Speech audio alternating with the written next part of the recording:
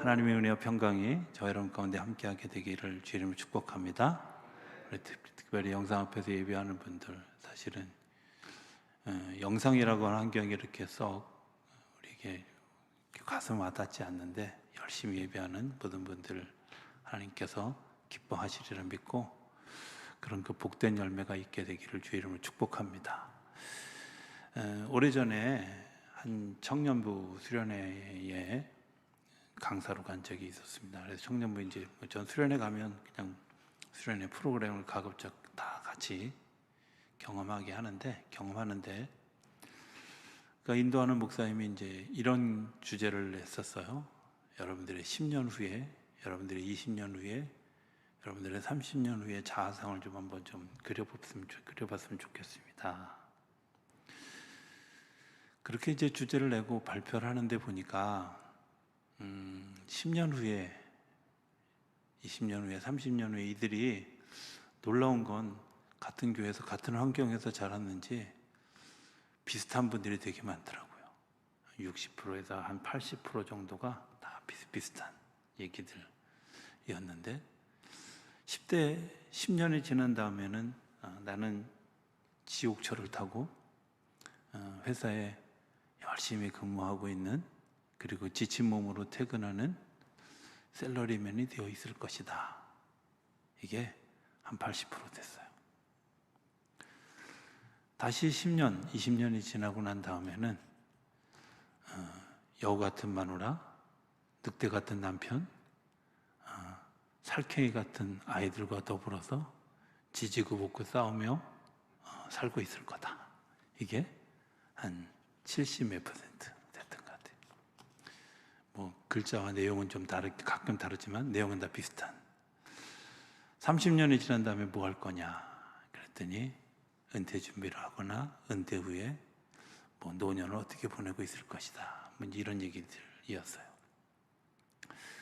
제가 그거 보면서 이런 생각을 했어요. 내가 혹시 우리 성도들에게도 이런 현실적인 꿈만 바라보게 하는 그런 일들을 하고 있는 것은 아닐까. 현실적인 것이 나쁘지는 않지만 그 현실이라는 벽을 넘지 못하고 그 안에 안주해서 더 큰 꿈을 꾸지 못하게 하는 일들을 하고 있는 것은 아닐까, 이런 생각을 하게 됐어요. 오늘 본문 16절에 보면 그러므로 우리가 이제부터는 지금부터 펼쳐질 세상은 이전과 좀 다르다는 거죠. 이제부터는 어떤 사람도 육신을 따라 알지 아니하노라. 비록 우리가 그리스도도 육신을 따라 알았지만 이제부터는 그같이 알지 아니하노라. 저는 이 말을 이렇게 이해했어요. 우리가 눈에 보이는 것, 우리가 그리고 들은 것, 경험한 것, 그 한계가 있잖아요. 요즘 아이들의 눈에는 그런 것만 보이는 거죠. 어떻게 먹고 살까? 어떻게 살아갈까? 뭐 이런 것들, 아주 현실적인 문제인 것 같지만 현실적인 문제에 매여서 더 크고 더 놀라운 것들은 우리 사이에서 실종되어져 버린 아주 실제적이고 현실적인 사람들만 생산해내고 있는 것은 아닐까, 이런 생각을 해보게 되는 거죠. 하나님은 우리에게 예수님을 통해서 하나님의 나라를 보여주셨어요. 이 땅의 나라가 아니라 하나님의 나라를 보여주시는, 그 하나님의 나라를 보여주시면서 그 이전에 하나님이 우리에게 말씀해 주신 굉장히 중요한 게 있는데, 그게 뭐냐 하면 너는 어떤 사람이다. 너는 복된 사람이다. 네가 생육하고 또 번성하고 충만하고 다스리는 이런 복을 누리는 것은 노력해서 되는 게 아니라 이미 내가 너에게 부여한 복이다 라고 말씀해 주신 거예요. 너는 내 형상을 가진 내 자녀야, 내 아들이야, 내 딸이야, 이렇게 말씀해 주시는 거예요.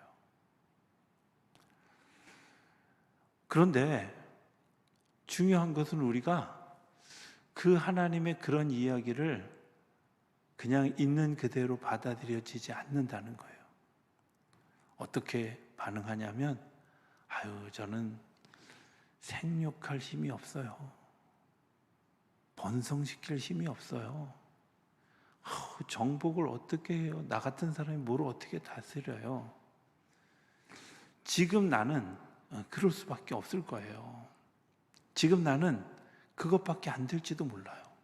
그런데 하나님이 그렇게 말씀해 주시는 굉장히 중요한 이면, 이제부터는 어떤 때 하나님의 새로운 역사, 하나님의 새로운 일들, 새로운 환경, 이런 것들이 펼쳐지기 시작한 그때부터는 달라진다는 거예요. 어떻게? 내가 하나님을 하나님으로 인식하고 하나님의 역사를 내가 내 삶의 역사로 인식하는 그 순간부터 생각이 바뀌어지고 삶이 바뀌어지는 거예요. 그러기 위해서 예수님이 우리에게 보여주신 것이 있는데 뭐냐면 제일 먼저 가르쳐 주시는 거예요. 하나님의 나라를 설명하는 거예요. 하나님의 나라는요,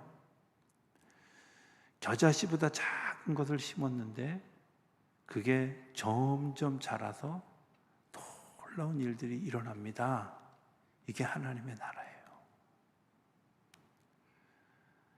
하나님의 나라는 지금 내가 이 겨자씨보다 작은 씨를 눈물로 뿌리는데, 이 눈물로 뿌리는 것이 열매를 맺는 과정이 되어지는데, 이 땅에서 맺는 열매 정도가 아니라 하나님께서 막 축복하시는 놀라운 역사로 일어나게 하신다는 거예요. 오래전에 이런 일이 있었어요. 저희 큰아이가 대학교 들어가서 아마 이렇게 한 동아리에서 미국 서부를 이렇게 여행하는 그런 그 프로그램에 참여하겠다고 하는 이야기를 이제 저희 부부에게 비쳤어요. 시골 교회 목사의 월급의 2배 반을 내야 미국을 보낼 수 있는 상황이었어요. 걱정이 되잖아요. 아이가 가겠다는데. 그래서 하나님 앞에 넋두리처럼 그 자식은 왜 간다고 그렇게 하나, 이런 염려 겸 이런 것 때문에 하나님 앞에 머리를 숙였어요. 하나님이 저한테 이런 마음을 주시는 거예요. 네가 그 돈을 심는 거 어려운 건 알지만 너 그것이, 그 아이가 그때 21살, 22살 마음에 요때쯤이었는 것 같은데 나머지 80년을 살아가는 동안에 그가 보고 그가 경험한 것 때문에 누릴 80년 동안의 역사가 그 돈보다 작겠냐? 이런 생각이 드는 거예요.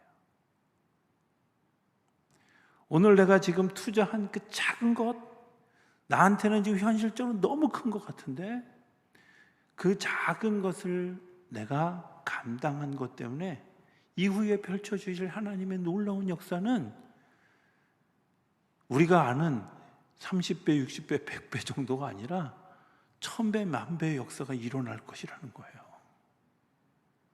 제가 그 마음에 믿음이 생겼어요. 그래. 내가 이 아이를 여행 보내는 것이 아니라 이 인생에 투자하는 거구나. 끝없이 펼쳐지는 아주 넓은 땅을 바라보면서 하루만 지나도, 1시간만 지나도 막 순간순간 상황이 바뀌는 이 상황에서 어떻게 대처할 수 있는가를 몸으로 경험하고 느낄 수 있도록 도와줄 필요가 있겠다. 여차저차 하나님의 은혜로 아이를 보내고 그 아이가 돌아와서 꿈을 꾸고 생각하고 행동하는 것을 보면 그때 그렇게 했던 것, 지금이 이제 34밖에 안 됐는데도 잘했다, 이런 생각이 드는데 그 아이가 40이 되고 50이 되면 더 놀라운 일들이 저는 일어나게 될 거라고 믿습니다. 되게 중요한 것 아니에요? 우리가 뭘 봐요? 뭐를 들었어요? 예수님이 우리에게 하나님의 나라를 보여주셨어요. 그 하나님의 나라를 본 사람들, 경험한 사람들, 들은 사람들은 하나님의 나라의 역사에 참여하는 일들이 일어나게 되는 줄로 믿습니다. 하나님의 나라는 병든 사람이 없기 때문에 병든 사람들이 치료되는 일들이 일어났어요. 우리는 그걸 기적이라고 얘기하지만 사실은 원상태로 돌아간 것뿐이에요. 처음 만들었던 그 상태로. 여러분들, 그 기적들을 보면서 우리가 무엇을 느낄 수 있을까? 이런 거잖아요. 하나님이 성경 창세기부터 시작해서 요한계시록 끝까지 계속해서 해주시는 이야기가 있어요. 나는 너희의 하나님이 되고 너희는 내 백성이 되리라. 여러분들, 그걸 하나님이 몸소 실천하고 계시는 거예요. 내가 병들었을 때라도 하나님이 나를 치료해 주실 것이다. 내가 고난 가운데 있을 때도 주님이 나를 찾아와 주실 것이다. 내가 부르짖을 때 응답해 주실 것이다. 주님이 나와 함께 걸어갈 것이다. 이거 하나님이 우리 삶 가운데 계속해서 이야기해 주시는 이유는 사단이 우리를 속이는 거예요. 야, 네가 그렇게 살면 하나님이 너를 이뻐하실 것 같아? 네, 그때에도 하나님이 나를 이뻐하셔요. 네, 그때에도 하나님이 나를 축복하셔요. 왜? 나는 하나님으로부터 다시 태어난 새로운 존재이기 때문에 그래요. 오늘 내가 믿음으로 무언가를 심으면 내가 이전에 있었던 내가 아니라 하나님이 새로운 존재로 나를 붙들어 주실 것을 믿기 때문에 그렇다는 거예요. 하나님이 나의 하나님이 되어지면 나타나는 첫 번째 현상, 내 스스로에게 나는 하나님의 자녀입니다 라는 인식이 분명해지면 두렵지 않아요. 여러분들 이런 거 아세요? 자녀들이 밖에 나가서 막, 제가 어렸을 때 막 비 오는 날 흙탕물에서 축구하고 돌아오면서 막 온몸이 막 흙투성이가 되는데 딱 들어오는데 우리 어머님이 저를 보면서 누구세요? 이렇게 물어보지 않더라고요. 아유, 축구했구나. 예, 감기 걸릴 뻔. 얼른 씻어라. 물론 이런 인자한 어머님은 아니지만 어찌됐든 누구세요? 우리 식구 아니니까 나가세요? 이런 적은 없어요.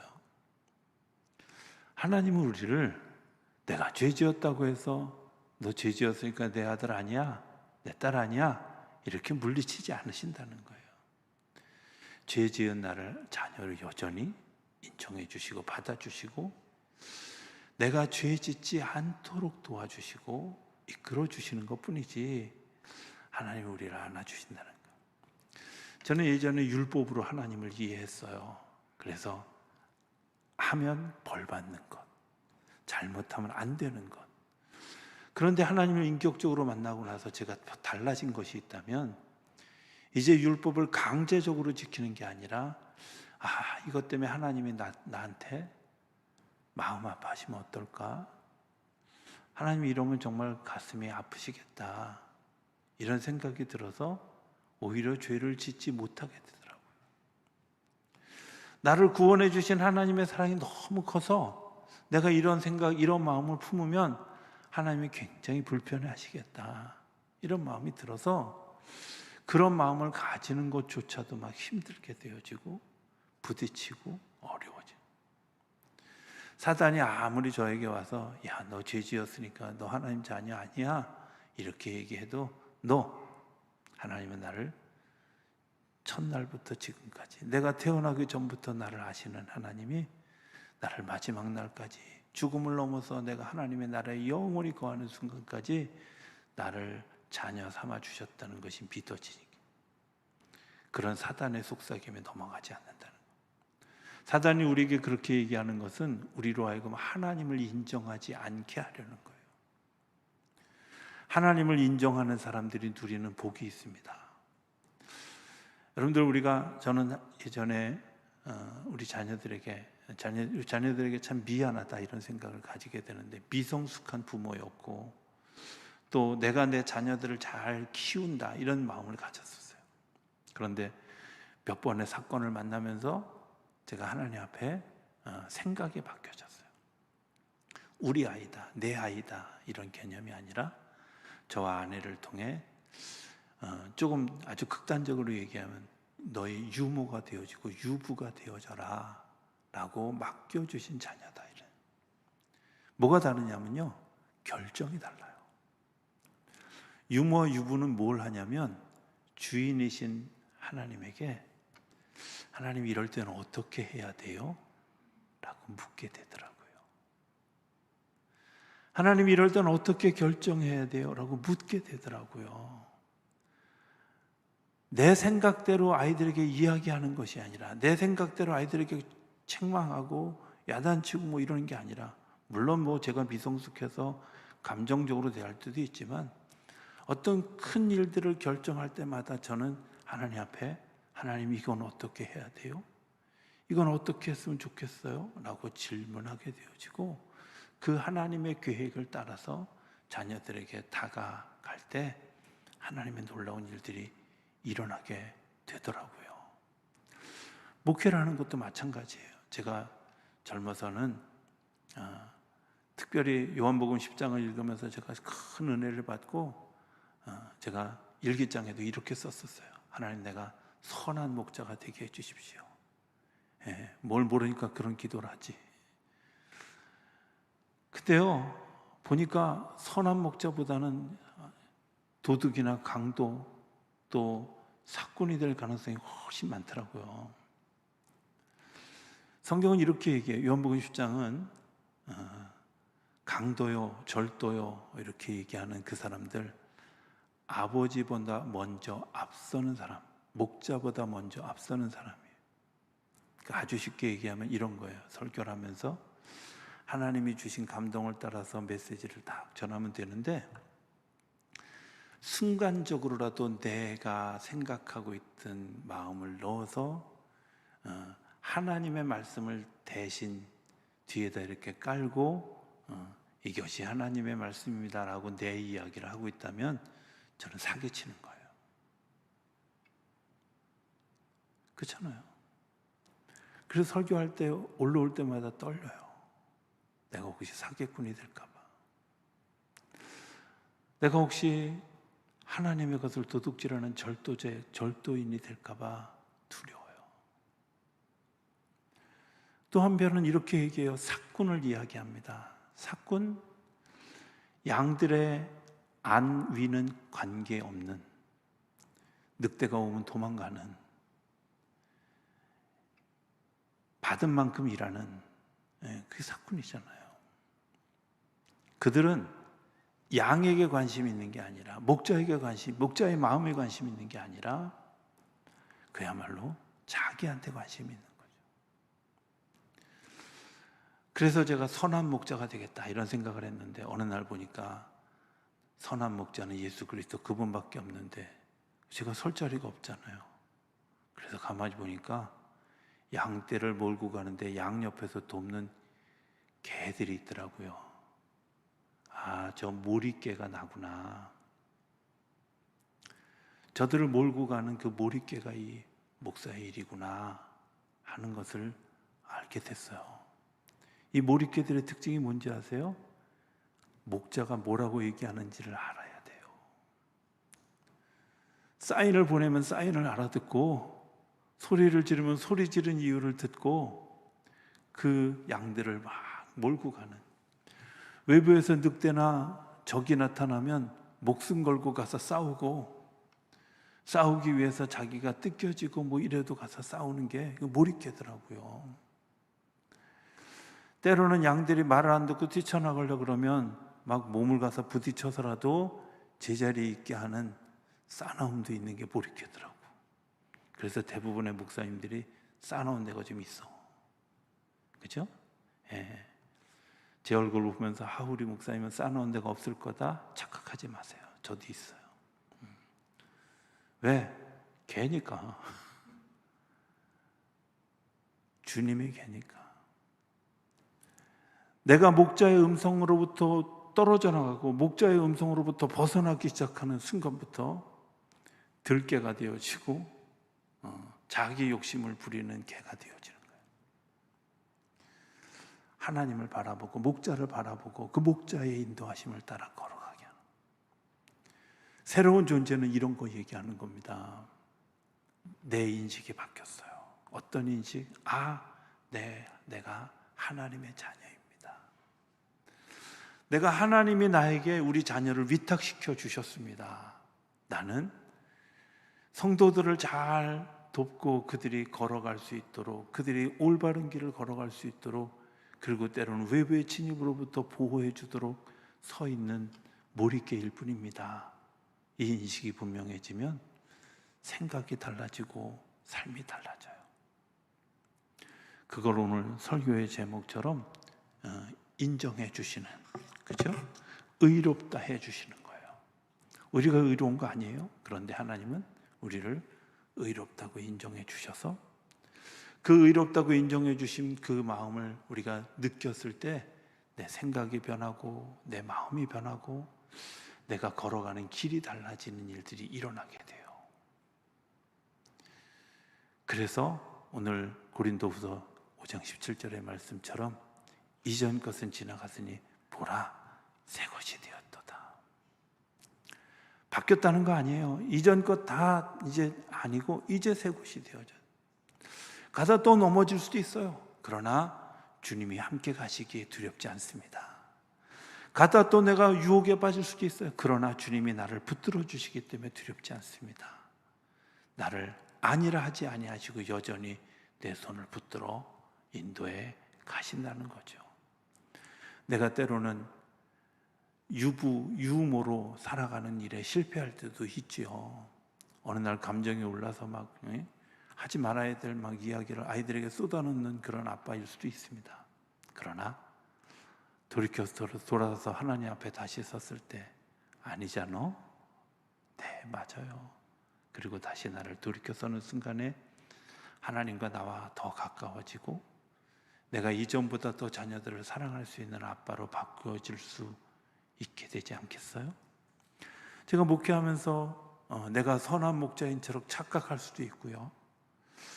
제가 절도며 강도처럼 사기치는 사람일 수도 있고요.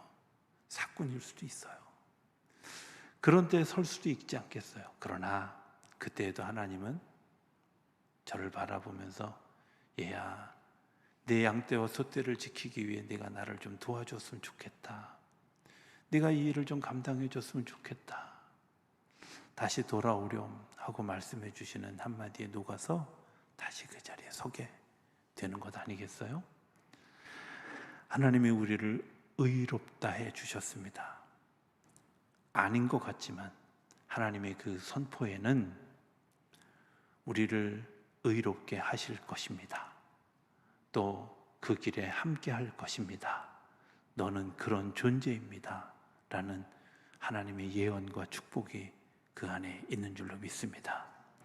우리가 그리스도 안에서 의롭다 하신 하나님의 은혜 때문에 오늘도 승리의 길을 걸어가고 하나님이 펼쳐주실 놀라운 일들을 매일매일 경험하며 살아가는 일들이 우리 안에 있고 그것 때문에 하나님의 기쁨이 충만하고 하늘의 소망으로 충만한 삶을 살아가는 우리 모두가 되어줄 수 있게 되기를 주 이름으로 축복합니다.